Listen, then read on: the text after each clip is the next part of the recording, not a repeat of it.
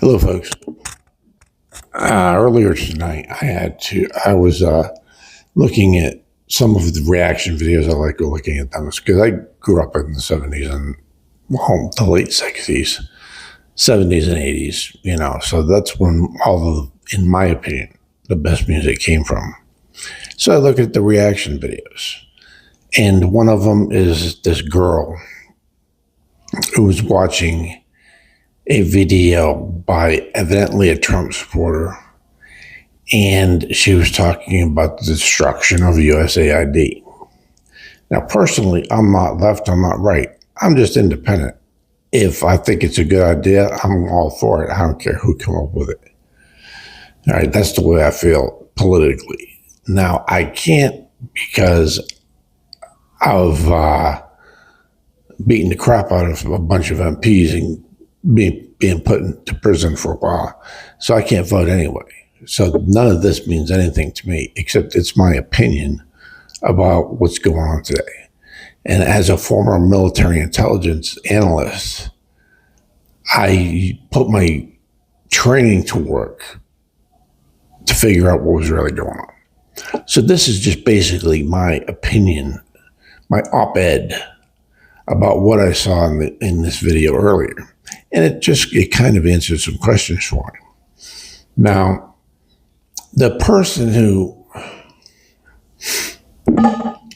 who she was reacting to was called Shoe on Head. And she seems to be very much a MAGA Trump supporter, or a Republican supporter at the very least, And personally, when this whole journey began back in COVID days, for me anyway, I was basically supporting Republicans and Trump. Didn't realize it because I never paid much attention, because I can't vote anyway, so why? Well, me and my sister were having an argument about something, and I said, well, it's this way, and we had this big fight, and then after she left, I said, well, you know what, I really don't know. Maybe I should find out. So I looked into it and found out I was very wrong about what I said, and that was that Republicans, or anybody really, can't lie when they're in the chambers. Very untrue. And what I've determined is that basically, at least today, in these days, if a Republican's lips are moving, he's lying, for the most part. Now, before you have a bad reaction, let me tell you what I think about the destruction of USAID. Okay. Now, in order for me to get to the point, so I don't take forever just jabbering on like I usually do now that, MS makes me do that. I went ahead and wrote a little script that was based on the article that I put on Substack. And I'm going to read that to you instead of just talk. I'm going to kind of just talk, but for the most part, I'm just going to read this to you. All right. This is actually a topic that's been a subject of a lot of controversy. USAID, I don't know why I did it twice. The U.S. Agency for International Development. I want to break down why USAID is important, especially for U.S. citizens, and why some of the arguments made against it might be based on misunderstanding of its role. Now, a lot of this was based on my training as an intelligence analyst, things I learned, because prior to that, I didn't understand or care. I was kind of like this girl where I was like, all I care is whether it's done. I don't care who does it, as long as it gets done. The problem is that there's such a depth to some things. If you're not aware of it and you look at it on the surface, that's what you think is going on, when that's not what's going on. So let me just explain this. Many people who support the current administration often point to a one-liner that says, we are wasting taxpayer money by funding foreign aid. This goes to Ukraine. It goes to many things. It sounds simple, and it fits a narrative that's being sold. Let's focus on our own people. make America great again. But as we'll discuss today, that's a very shallow understanding of what's really happening behind the scenes. USAID is not just about sending money to foreign countries. It's about making sure the U.S. interests are met, both at home and abroad. The funds are not just going toward charity work. I'm gonna get a drink here. I take medication that makes my mouth dry when I start talking.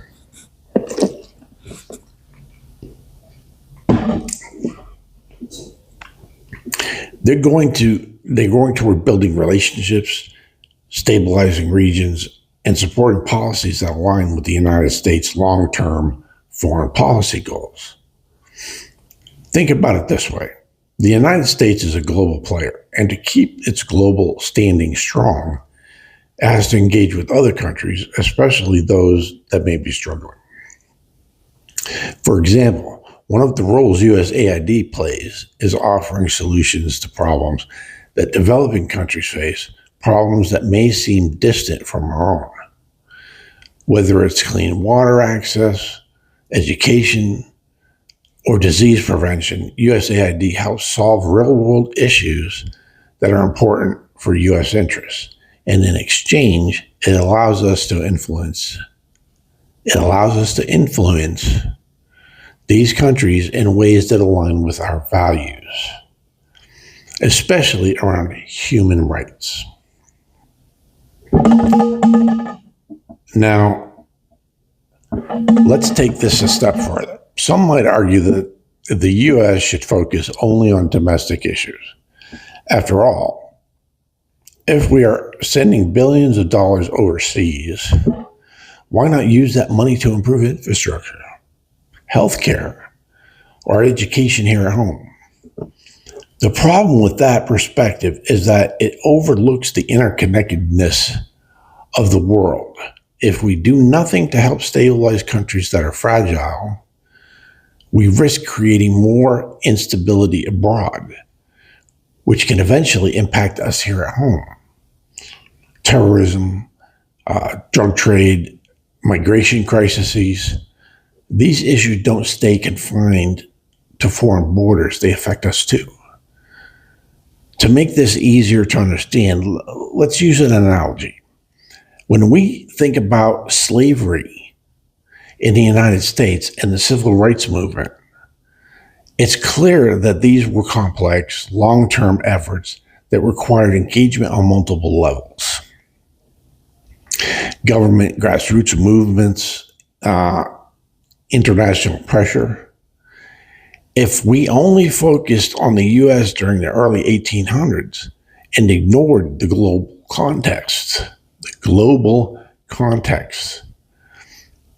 it would be like ignoring the outside influences that helped to bring about the abolition of slavery. The U.S. needed both internal change and external pressure to push things forward.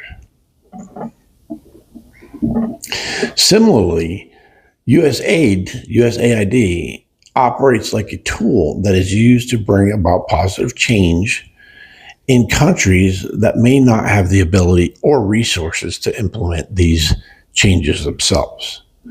The goal is not just charity. It's to foster long-term change that aligns with the U.S. interests and values. Now, I know that some people are concerned about the role of intelligence agencies like CIA or NSA when it comes to foreign aid, like USAID.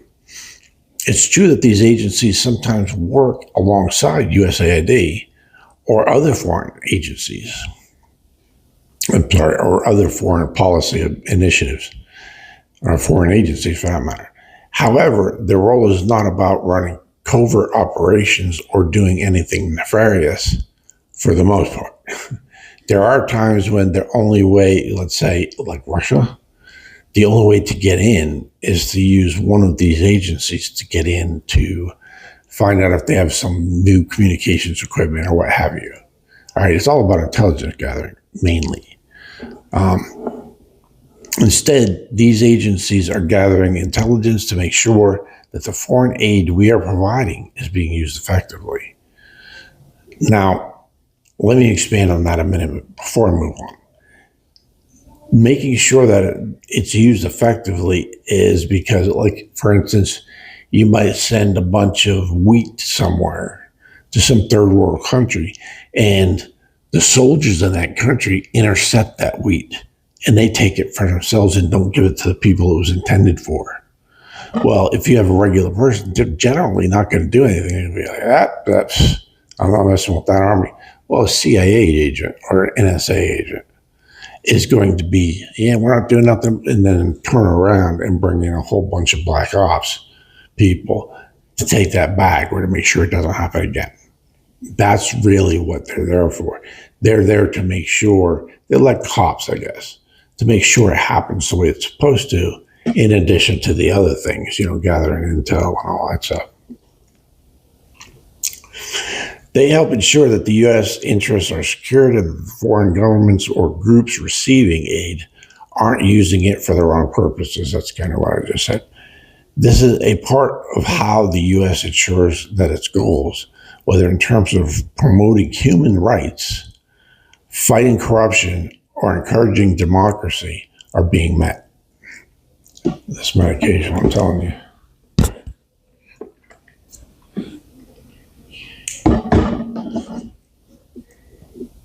So when people argue that U.S. aid should be dismantled, not the page, they may be missing the bigger picture. The goal is not just to throw money at problems in foreign countries. It's about ensuring that the U.S. is a force for good, not just globally, but domestically as well. By stabilizing other countries, the U.S. can avoid future problems at home, like an increase in immigration, which is a big topic with his supporters, or the threat of terrorism. In conclusion, USAID is about far more than just foreign aid. It's a strategic tool that allows the U.S. to exert influence. It's about foreign policy, promote human rights, and prevent future global problems that could affect us here at home. The people who criticize USAID often don't see the long-term vision, and they may be focused on a shallow narrative that doesn't take into account the bigger picture. We've seen how history has shown us that sometimes it takes global engagement to bring about change, whether that's ending slavery, securing civil rights, or helping stabilize countries abroad. I can think of Central America was like that back when I was still in school. And the Green Berets had to go in there and help the rebels take over the country because the guy who was in charge was a tyrant. And we succeeded, thankfully. And that's the only reason we have the Panama, I think it was Panama that this happened in. That's the only reason we're able to use the Panama Canal, you see. Otherwise, he was shutting us down. What am I after? Long-term vision. And they may be focused on a shallow narrative that doesn't take into account the bigger picture.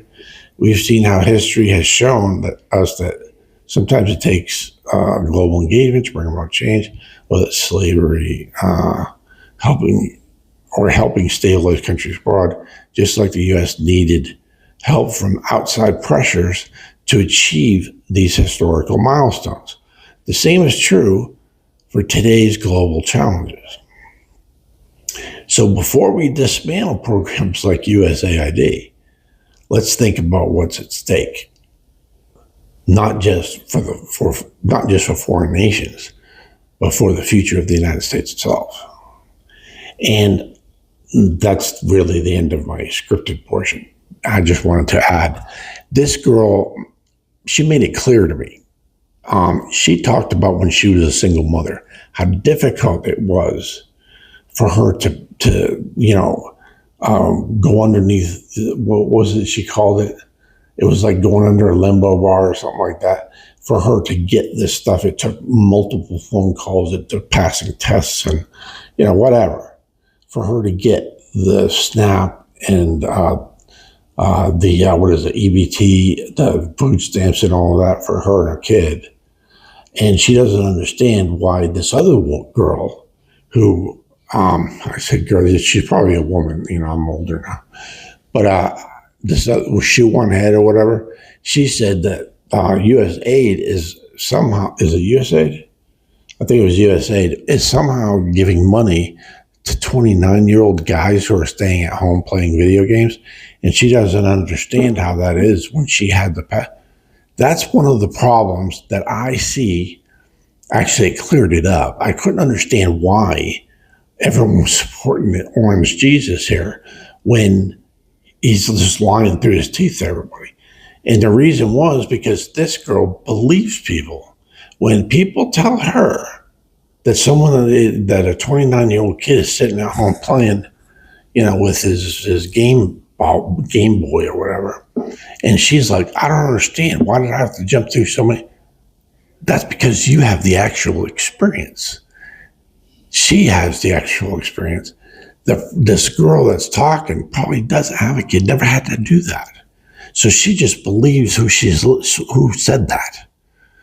She brought up this information from Ground Up News, who's very good if you use them properly. But if I say I go and look at Ground Up News and I say, okay, the lefties, as they put it, are saying that the context of this situation is one thing. And the righties are saying the context of this is something completely different. And then she laughed at what the lefty said. But she didn't say, where did she hear different? She didn't say, well, where's the proof? Who said this? Who said that? The Ground.News, the one thing is that they have a way of, they'll give you both sides, but they'll also give you what are these people not talking about? And me personally, being an intelligence analyst, I've looked at news all around the world. I don't just look at what's in the United States. So, and my father doesn't understand that. He was an intelligence analyst. I was one of the best in the world. So when I realized, this guy, he needs to go to prison back in 2020 when he was still, and I went and started watching. Look at me. I'm in a nursing home right now. I have MS, so I got crippled and I couldn't do anything after COVID except sit at home and watch, news reports about what was going on in the world. So that's all I've really done 24/7 for the last, 5 years. So, and I haven't just paid attention to CNN, MSNBC, CBS, ABC. I've actually been going into other countries. For instance, Al Jazeera has an English-speaking news. I don't know if you know that, but I've watched their news. I've watched French news. I've watched German news. I've watched. You can't really give a crap about TASS because they just say whatever Putin tells them to. But they're just like Fox News here. Fox News here is terrible. They're just towing the company line for Republicans. If you watch Fox Friends, the 5 in the morning, they have, what's her name? Is it Jessica Tarloff? She actually goes and finds the facts and tries to correct people. All the other people there are they're hard and fast Republicans. Why? Because they're probably getting kickbacks from these big companies, and Jessica Tarloff isn't. There's a lot of people, a lot of Democrats, Republican congressmen that get kickbacks from different companies to do different things or not pass certain things. One of the reasons we're one of the top countries in the world, but we don't, we have some of the highest prescription rates there are, is because of companies giving kickbacks to people in Congress. And Congress either standing in the way, filibustering, or whatever, to make sure that it doesn't get passed, so that the average person is paying more money than they should for health care or prescriptions or what have you. That's what's really going on. It has nothing to do with the agency spending too much money. It's because Congress, whether it be Democrats or Republicans, who are taking those kickbacks, are standing in the way of progress. They're standing in the way of people being able to put their kid into kindergarten without it costing them another car payment. You know what I'm saying? And that kind of thing. It's Congress that's doing it. And in this day and age, because of who's in office, the administration, it's the Republicans, because the Republicans rule everything. Anything that's not being done right now is because the Republicans aren't doing anything. You know, the Republicans can do anything they want. And they keep trying to put it on the Democrats. And trust me, I'm not either one. I'm independent. But they keep trying to blame it on the Democrats when the Democrats have nothing to do with it. They have the seniority, what is it? Not seniority. What's the word I'm looking for? They are the majority in both houses, the Senate and Congress. And they have the presidency. And they have control of SCOTUS. So they have control of everything. Why aren't they accomplishing anything? Why are we almost on the verge of a recession that we haven't had since the 1920s or whatever it was? Because the Republicans aren't doing what they should be doing. They're listening to the people that have paid the money. And they know that if they start back talking or whatever, they're going to lose that money and they don't want to. That's what the real problem is. All right, I wrote a script so I wouldn't carry on. And it's already 20 minutes, so I'm going to go now. But I'm gonna try and do that little @ sign and include these other people and some of the congressmen and stuff that seem to understand exactly what I'm talking about here. And although they, I think, go a little farther left than I would, but some of the stuff I think they're still. As a matter of fact, go look at my Substack. I go against Republicans and I go against Democrats because I think there it is. So I'm just independent, but I know what I'm looking at right now, and it scares the hell out of me right now.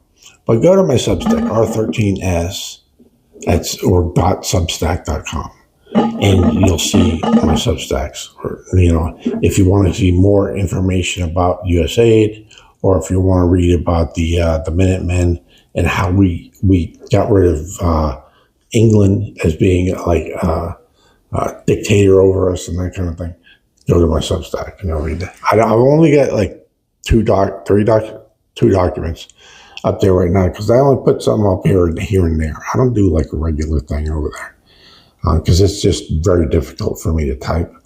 So if I can't do it with voice to speech, I don't really do it except on the odd occasion. Now this occasion, I happen to like this girl who does these, not reviews, what was it again? Reactions. And I really don't like the idea that she thinks she does. She thinks she understands what's going on, but she really doesn't. She's seeing she thinks that USAID is playing checkers. In reality, they're playing chess. And that's the problem. All these people that support the current administration, they're only seeing the checkerboard. They don't understand that we're playing chess, maybe even 3D chess. You see, there's a lot more going on. And I learned this when I was in intelligence, is that sometimes I'm like, why in the heck are we there? The first Iraq war, I was like, who cares if they go into Kuwait? Because that's what really started it back at the first, Gulf War, was that they went into Kuwait. I forget what they did. They took a bunch of gold or something. I'm like, well, that's pretty chintzy. But why do we care? But it had to do with the stability of the region and how Iran was going to take over and all of a sudden become a nuclear threat to the United States, and et cetera, and different types of threats and all that between Israel and Iran and Syria and Iraq. And, we had to go in there and we had to establish a presence, and we had to say, look, we'll make a parking lot out of your country if you don't shut up and toe the line. As a matter of fact, I was in airborne school with a bunch of Iranians who ran around in jeeps with guns. We weren't allowed to have guns. I was at Fort Benning. Well, I don't know what they call it nowadays, but it was in Georgia. And And so they're running around, and I was actually having a beer with the Prince of Nigeria at the time and saying, why in the heck are these people running around with guns? And he's like, well, that's what they have permission to do that because it's their religion or something. And I was like, oh, how is a gun religious? Anyway, I'm carrying on again. So I'll try to, include them. Hopefully they'll watch this. If you see this and you disagree with what I'm saying, which I promise you what I'm saying is true, you look into it yourself. Go and look around. Why do you think that the only people that agree with Orange Jesus are his supporters, but everyone else in the world, the entire world, hates him because they don't like what he's doing? This is the first time ever in history that the entire world has been against the United States, and it's because of him. Why do you suppose that is? Do you think that everyone's crazy except for him and a bunch of Republicans who, by the way, they're like 1/3 of the country? We're listening to 1/3 of the country. The rest of the country doesn't want any of this. But half of these dumbasses don't vote. And they don't vote because they're probably like me. They're tired. Their vote doesn't count, right? Every one of them thinks their vote doesn't count. But if all of them voted, their votes would count. And I'm rambling again. Hopefully they'll watch it. Hopefully they'll comment. Hopefully you'll comment. Like or dislike. I don't care. Like, dislike, comment below. Subscribe if you want to hear more op-eds from me, because that's where it's going in my op-eds R13S. So until next time, thanks a lot for coming by.